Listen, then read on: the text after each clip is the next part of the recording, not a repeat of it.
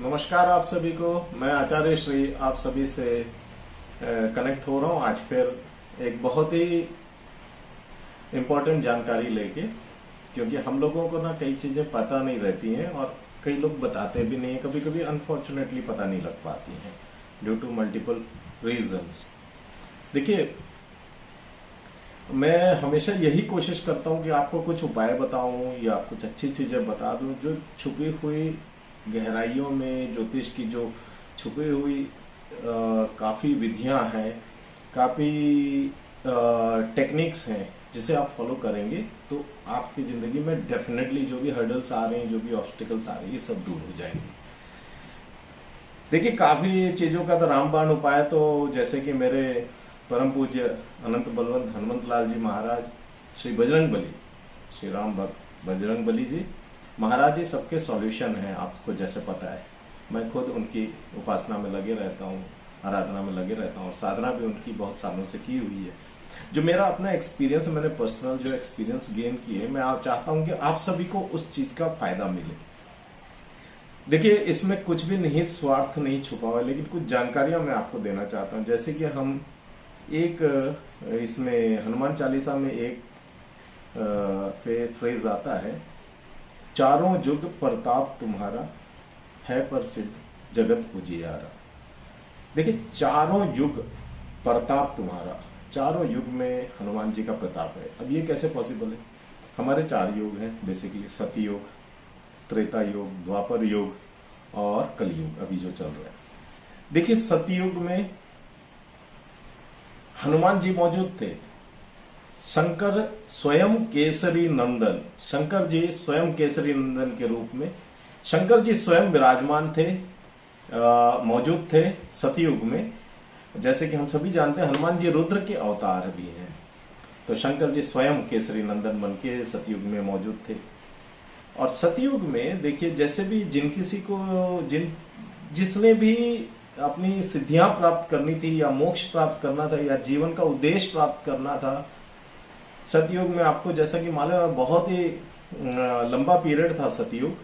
और उस समय में लोग ना लाखों वर्ष, हजारों वर्ष की बहुत ही डीप मेडिटेशन बोलते साधना में, ध्यान में लीन हो जाया करते थे और उस तरह से वो लोग अपनी सिद्धियां प्राप्त किया करते थे, शक्तियां और सिद्धियां। तो सतयुग में ये मेथडोलॉजी अपनाई गई थी। उसके बाद आती है त्रेता युग।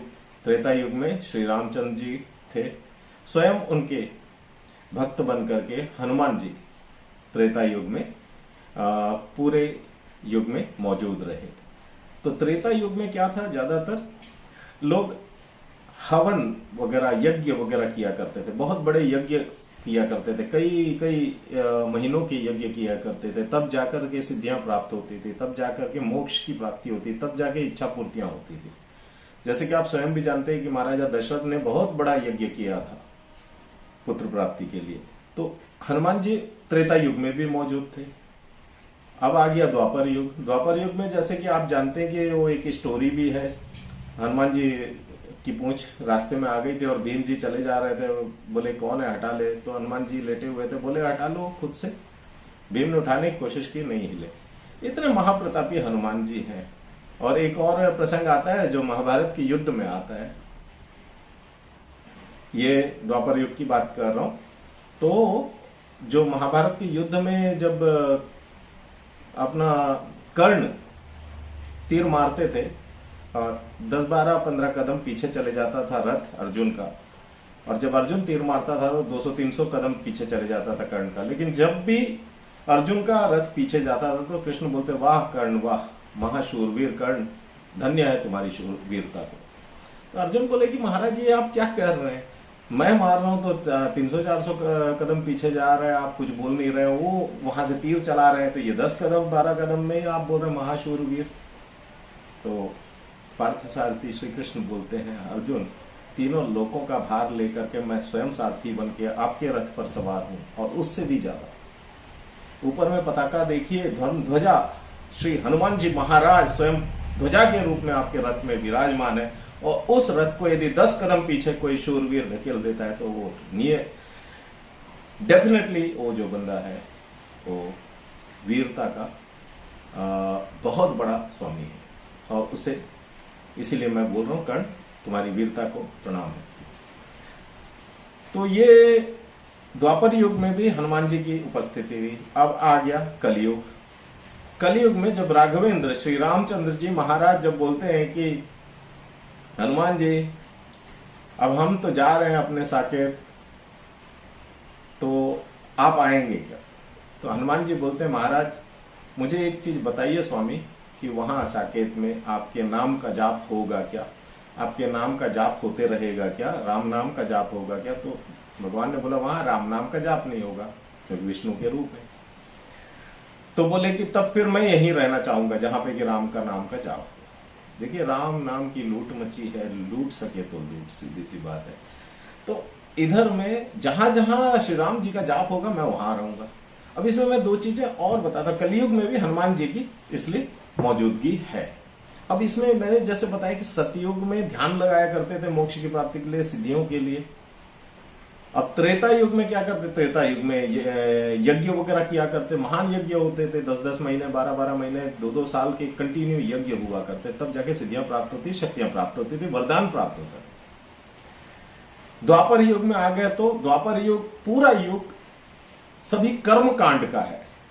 जो पंडित विद्वान हुआ करते थे वो कर्म कांड किया करते थे और उससे सिद्धियां और शक्तियां प्राप्त होती थी। अब बात आ गई कलयुग की, तो आपको मैं एक ही चीज बताना चाहूंगा जिसके लिए श्री हनुमान जी महाराज यहां रुके हैं, नाम जाप जो राम जी का है। किसी भी भगवान का, किसी भी देवी देवता का, किसी भी भगवान का आप नाम जप रहे हैं तो देखिए मंत्र जाप की शक्ति है सबसे अमूल्य इस संसार में, कलयुग में। तो मंत्र जाप करिए, जिस भी इष्ट देव का आप कर रहे हैं मंत्र जाप करिए और मंत्र की शक्ति ही आपको सिद्धियां, आपको शक्तियां, आपको जो भी ऐश्वर्य वगैरह प्रदान करेंगे वो मंत्र की शक्ति है। जैसे कि हम बोलते हैं अतुलित बल धामम हिमशैलाभ देहम तनुजवन कृशानुम ज्ञानी नाम ग्रगण्यम सकल गुण निधानम वानराणामधीशम श्री रघुपति प्रिय भक्तम वात जातम नमामि। उसी तरह से लोकाभिरामम रणरंगधीरम राजीव नेत्रम रघुवंशनाथम कारुण्य रूपम करुणाकरंतम श्री रामचंद्रम शरणम प्रपद्ये। आप सभी मंत्र जाप पे आइए और अपने जितने भी लाइफ की प्रॉब्लम्स है, हर्डल्स है, ऑब्स्टिकल्स है, इन सभी को रिमूव करने का तरीका है आज कलयुग में, वो है मंत्र जाप। किसी लंबी साधना में बैठने की जरूरत नहीं है। आप मंत्र जाप करिए और नियमित रूप से करिए और हो सके तो ब्रह्म मुहूर्त में अच्छे ग्रहों के मंत्र जाप करिए, 9 ग्रहों में से अच्छे ग्रहों के मंत्र जाप करिए, देवी देवताओं की जाप करिए। आपको देखिए किसी भी योग्य ज्योतिषी से मिलिए और जानिए कि किन मंत्रों का आपको जाप करना है। कौन है आपके इष्ट देव जो पिछले 5-7 जन्मों से आप जिनकी आराधना करते आ रहे हैं। ये सब ज्योतिष के सूत्रों में छुपा हुआ है और हम लोग निकालते भी हैं ज्योतिषी लोग। इष्ट देव और इष्ट देव का किस फॉर्म में पूजा करना है, खड़े रूप में पूजा करना है, इष्ट देव क्रूर हैं कि सौम्य स्वभाव में है, उनका रूप सौम्य होना चाहिए, क्रूर होना चाहिए, कि इष्ट देव मेल डीटी होना चाहिए, मेल देवता होना चाहिए या फीमेल डीटी होना चाहिए, या इष्ट देव का कौन सा स्वरूप में पूजा करना है, वो आप उनके खड़े हुए स्वरूप की पूजा करनी है, बैठे हुए स्वरूप की पूजा करनी है, क्राउलिंग फेस जो कि घुटने में चलते हुए की पूजा करनी है, या फिर स्लीपिंग मोड की पूजा करनी है। सब आप जब फाइंड आउट करेंगे ना, योग्य ज्योतिषियों से मिलिए और उसके बाद ये निकालिए कि इष्ट देव क्या है। इष्ट देव की प्रार्थना चालू कर दीजिए, उनके मंत्र जाप चालू कर दीजिए। आप लिख के देता हूं मैं कि 1 साल के अंदर आप रेगुलर पूजा करिए, आपको देखिए कितनी कितनी एनर्जी पॉजिटिव मिल जाएंगी। उम्मीद है ये छोटी छोटी सी जानकारियां जो मैं आपको लाता हूं यूट्यूब के माध्यम से, लाना तो बहुत सारी इंफॉर्मेशन चाहता हूं। हनुमान जी को चोला चढ़ाइए, देखिए उसके सब नतीजे बहुत बेहतरीन आपको मिलने वाले हैं। यही है कलयुग का सार कि आप कैसे देवताओं की कृपा प्राप्त कर पाए। कुछ ना मांगिए देवी देवताओं से, जस्ट उनसे उनकी प्रीति मांगिए ताकि वो आपके अभिभावक बन जाए। मैं श्री कुमार अपने भिलाई के सेक्टर 7 के ऑफिस से बैठ करके ये वीडियो बना रहा हूं और भिलाई, रायपुर, दूर इस एरिया के तो लोग मुझसे आके कनेक्ट होते ही रहते हैं यहाँ ऑफिस में, बल्कि ऑल ओवर इंडिया में या अब्रॉड में भी। जैसे कि मेरे काफी क्लाइंट अब्रॉड के हैं, न्यूजीलैंड में भी अभी कल ही 2 क्लाइंट का हुआ है। तो इस तरह से जो भी मुझसे कनेक्ट होना चाहते हैं और जानना चाहते हैं, कृपया टाइम लेके मुझसे जुड़िए, क्योंकि मिनिमम 1 आवर की जरूरत है आपके डीप एनालिसिस के लिए, आपके चार्ट्स की 1 to 1.5 आवर लगता है। तो समय लेकर के आइएगा, मिलिएगा। और या फिर ऑनलाइन चाहिए तो ऑनलाइन कनेक्ट हो जाइएगा। 8602045550 ये मेरा व्हाट्सएप नंबर है। आप सभी का हार्दिक स्वागत है, मुझसे मिलिएगा। किसी भी तरह का कुछ भी ज्ञान चाहिए, कुछ भी कष्ट हो रहा हो, कुछ भी तकलीफ हो रहा हो। देखिए, एक और चीज बहुत इंपॉर्टेंट बता दूं, जब तकलीफ होती है ना तभी एस्ट्रोलॉजर्स के पास जाते हैं लोग। और एस्ट्रोलॉजर्स के पास तकलीफ में केवल मत जाइए। दुख में सुमिरन सब करे, सुख में करे न कोई, जो सुख में सुमिरन करे तो दुख काहे का होए। देखिए, जब आपका अच्छा टाइम चल रहा है, बहुत प्रॉफिट में चल रहा है, आपका सब कुछ अच्छा चल रहा है, आप नहीं जानते कि आने वाले ग्रह का चेंज आपको हो सकता है कि बर्बाद भी कर दे। तो ज्योतिष से अच्छे टाइम में भी मिलिए, ताकि यदि कुछ नेगेटिव चीजें आ रही हैं, ऑन द वे हैं, कुछ आपको हर्डल्स आने वाले हैं इन फ्यूचर, ग्रहों के जो चाल चेंज हो रहे हैं, अभी अक्टूबर में राहु केतु का भी परिवर्तन हो रहा है, अभी अप्रैल में गुरु भी चेंज कर रहे हैं अपनी राशि, ऑलरेडी शनिदेव कर चुके हैं, और बाकी ग्रह तो होते रहते हैं। तो ये चीज आप पहले ही जान लीजिए कि आने वाले कुछ कष्ट हैं कि नहीं है, बारिश होने वाली है कि नहीं, रास्ते में यदि बारिश होने वाली है तो आपको ज्योतिष जरूर ये बता देंगे कि आप छाता जरूर अपने पास रख लीजिए या रेनकोट रख लीजिए, देयर इज ए पॉसिबिलिटी बारिश होगी। और यदि बारिश होती है तो आप लिख के चलिए कि आप भीगने से बच जाएंगे। दैट मीन्स आप पे जो इफेक्ट आना था, बैड इफेक्ट आना था, वो डेफिनेटली कम हो जाएगा।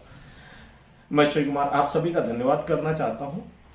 आज इस वीडियो के साथ यहीं पे एंड करता हूं। आपसे एक रिक्वेस्ट है मेरी, देखिए, कई लोग ऐसे हैं जो कि सीक्रेसी चाहते हैं। मैं आपको बता देना चाहता हूं, ये एक प्राइवेट रूम है मेरा, मैं जो ऑफिस बना के बैठता हूं। आपकी किसी की भी प्राइवेसी मेरे ही तक सीमित रहेगी। कभी भी आप मुझसे किसी भी चीज में कनेक्ट हो सकते हैं, आप फोन पे भी कनेक्ट हो सकते हैं। अभी मैं बीच में शायद कनेक्ट होऊंगा ऑनलाइन भी आप लोगों से, फेसबुक पे। तो आप लोगों का आशीर्वाद चाहिए, इसे शेयर करिए, अपने फ्रेंड सर्कल में भेजिए सबको, और हनुमान जी की कृपा प्राप्त करिए, श्री रामचंद्र जी की कृपा प्राप्त करिए, बाबा नीमकर देव जी महाराज की कृपा प्राप्त करिए, और सभी ग्रहों की कृपा प्राप्त करिए। 9 ग्रहों की पूजा करिए। कितना आपको शांति मिलेगा और सुकून मिलेगा, यह आप खुद ही देख लेंगे, अनुभव करेंगे। जय श्री राम।